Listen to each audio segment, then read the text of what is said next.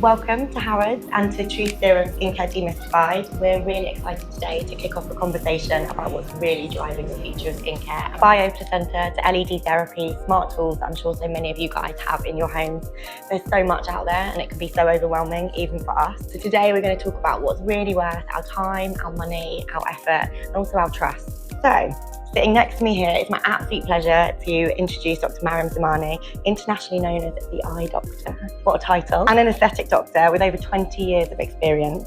Also the founder of what's sitting on all your chairs today, MZ Skin, which is beautiful products, redefining skincare with science-backed and high-performance products, making clinical results at home. And then adding to that consumer overwhelm is, I think in 2025, we're not just talking about moisturizers and serums and products or even treatments, so many tech products, so LED masks and like the sonic devices, and I'd love to know your take on them. But I love at-home devices. So have you tried the current body?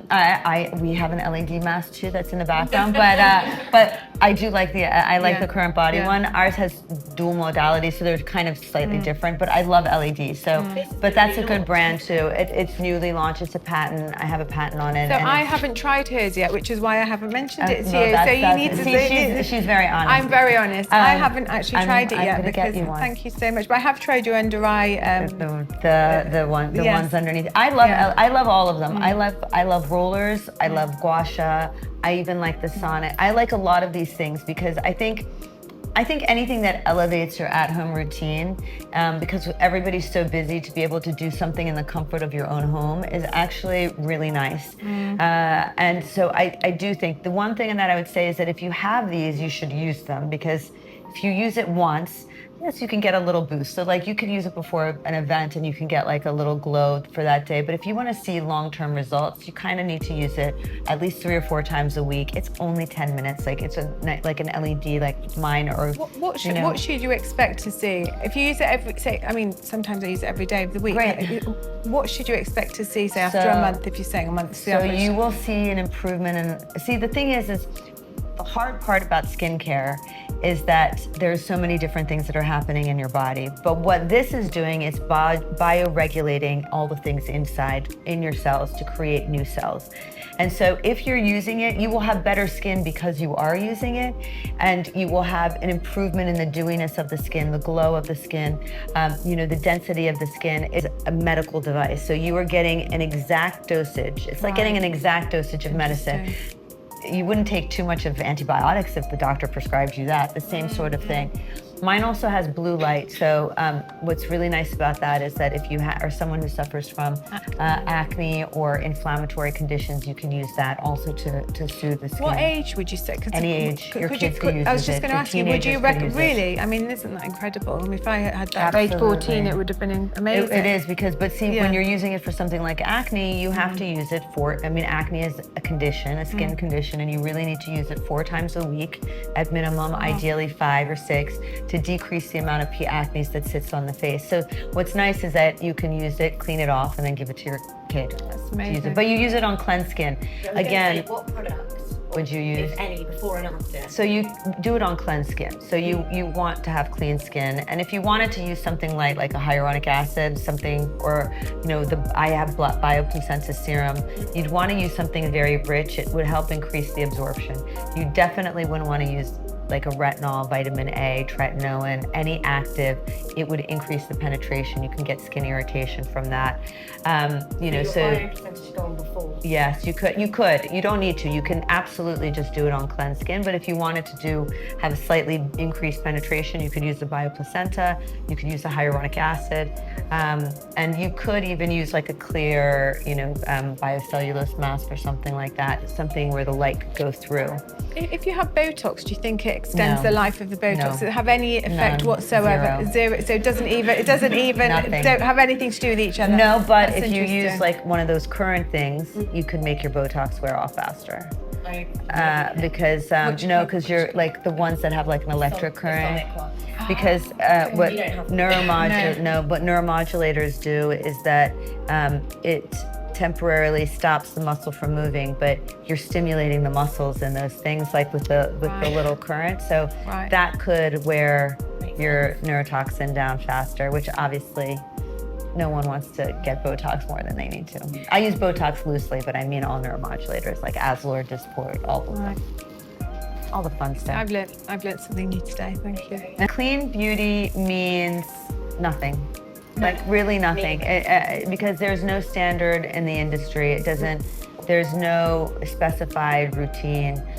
It just means that they're trying to market something to you or give you the idea that of a lifestyle, I think. It probably came from an article in a magazine one day, and then it just got picked up and it's grown. And for me, what I say is that we're ethically sourced. We have no animal products, so vegan. Also, we're free from. I kind of use those words, and I don't necessarily think they're bad. So we're free from parabens, silicones, phthalates. But do I think all parabens are bad? No, but it's so hard to educate people outside to tell them, you know what, it's actually not so bad. It's okay to have this. So we've just stayed away from any of the perceived sort of nasties. And of course, we want the best ingredients too. And so I also tell people that sometimes, you take away one thing because there's this newer thing that might be better, but that older thing has been, researched for 50 years. And who's to say in 50 years, the new thing that we think is all better isn't going to be worse off than the one that we just replaced, So there's a lot of this. I mean, you have to do as best as you can. And so that's why I think it's important to that trust issue with the brands that you're using. And I think that's why also what you learn and the education and the content that's behind that is so important, because at the end of the day, we all need to know what we're putting on our skin, clean or not clean.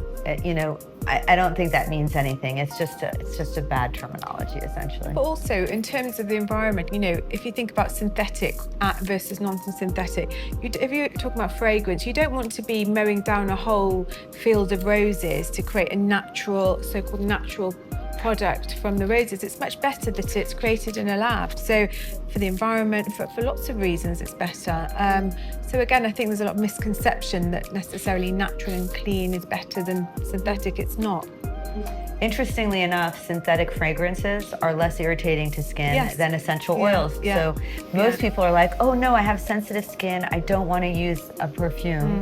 And I'm like, well, actually the synthetic is less likely to cause, than a natural. But educating people, even when I tell them as a doctor, they look at me skeptically, because it's just ingrained in them. Deborah, have you got any beauty myths that you've debunked over your career, or that maybe Mariam debunked today? Anything that you've heard that you think that can't be true?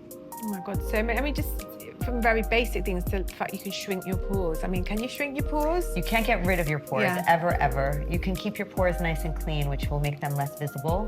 Vitamin A, I feel like I keep going back to retinol, but will decrease the amount of oil so they become less noticeable. But you can't, like if someone says, I don't even care if it's laser, like you can, unless you're cutting it out, you're not gonna get rid of your pore, ever.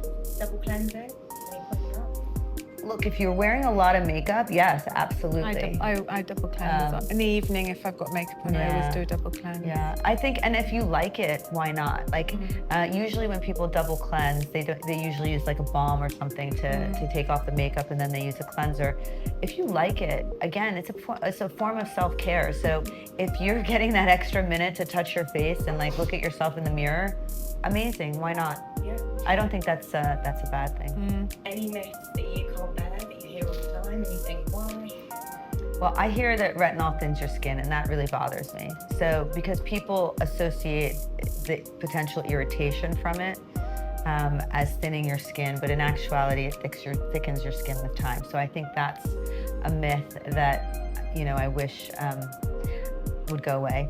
I would say hyaluronic acid. I mean, everybody talks about hyaluronic acid, and we have one too, but it's souped up with, our bioplacenta. What I would say is that almost everything has hyaluronic acid in it. So, it was so fashionable. It's still very fashionable. I still love it, actually. I have to say I put it into my moisturiser most days. But if you like it because it's an extra, it gives me a glow. It gives me a glow. So then that's one thing. But like, you shouldn't worry about just that. Like, there are other things that are better for long-term health of your skin. I tell you my myth that when someone says it's like Botox in a bottle. Nothing is Botox apart from Botox. If creams had the effect of Botox, we wouldn't need Botox. And I do think you have to be realistic. I love skincare, but you have to be realistic about what it's actually going to do for you. Some has to be treatment. Yes, of course. That takes us really nicely onto just treatments and routines. I feel like I'm bombarded by like 12-step skincare routines these days. What do you guys do? What do you really believe in? I know sometimes you treat yourself. What do you love? I'd love to know from both of you. I love it all. What you have, what your must-have. What if you can only do like 3 things? What would you do? Well, thankfully I don't have to choose. But so for skincare, I think I really follow the reveal, enhance, protect. So if I had too many steps, I won't do it. So you have to, I like to keep it simple, so I keep it consistent. So I wash my face in the evening. I love my eye cream, so depending on how my eye feels, I use different ones in the night and the day, because I have the ability to. And then I have very dry skin, so I love anything that's hydrating, and I need to prevent pigmentation because I have something called melasma, which is literally the bane of my existence. So I feel like those are the things that are non-negotiable as my skincare. Now, of course, I have an office down the street that has everything else in it, and I inject myself, so well, of course I do Botox. I remember one time I came home and I did Botox. I was doing some injection in the mirror from a neuromodulator, and my husband walks in and he's like, "Oh, what are you doing?" And I was like, "Just some Botox." He's like, "You do that?" And I was like, "Do you know what I do like all day long?" He didn't know. And I was like, "I thought you just did it for other people." I was like, "I'm 45. No, now I'm 51, but like, no, definitely not." And I love skin boosters. So I think, they work in harmony together, and I just love lasers as well. So I love everything that's regenerative. I think the future of beauty is that regenerative science, like the peptides, the placenta, the growth factors, all of those things. And I love using them in adjunct with what I can do in my office. And for me, it's about a little bit of, now I'm getting into that age, that tightening part. But for me, it's always about skin quality. So the lighter, the brighter the skin is in terms of hyperpigmentation, the happier I am. So I don't like to wear a lot of makeup on my face.